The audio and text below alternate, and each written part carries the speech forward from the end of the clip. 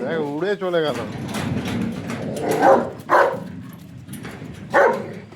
উড়ে চলে গেল একদম।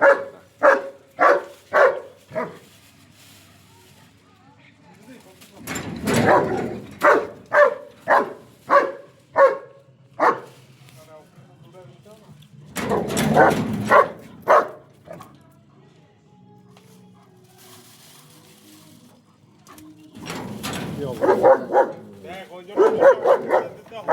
দিদি কিন্তু একবার খেয়ে গেছে, দিদির খাওয়া দাওয়া সবকিছু হয়ে গেছিল। ভাই দূরে দূরে দূরে দূরে হুম, দাদা বাবা একটা কথা কি বলতো সাহেবের?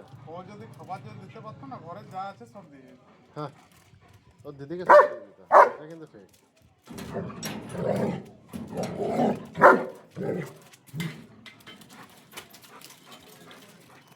দিদিকে সব দিয়ে দিত, এটা কিন্তু ঠিক।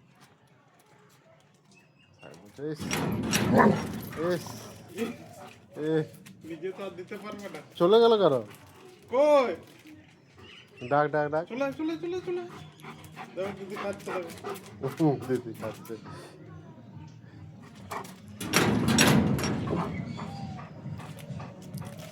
যা, দিদির দিদির কত রুটি, তারপরে 2 প্যাকেট বিস্কুট খাওয়া হয়ে গেল।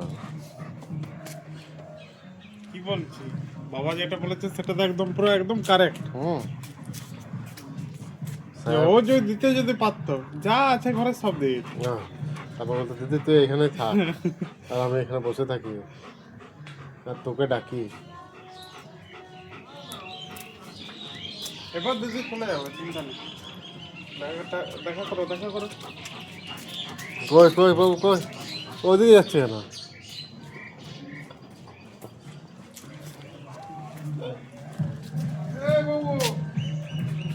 এ দিদি, আবার কালকে দেখা হবে। দাদা বাবু এখন আসবে, কালকে দেখা হবে আবার। কাম কাম কাম কাম।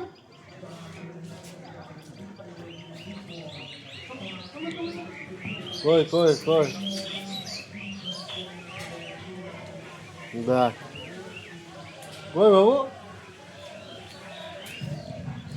তুমি এখানে চলে এসছো? যাবো না দিদির কাছে? দিদি দাঁড়িয়ে আছে, বলছে আমি যাচ্ছি রে। তুই চিন্তা করছিস কেন? কি নিয়ে গেল?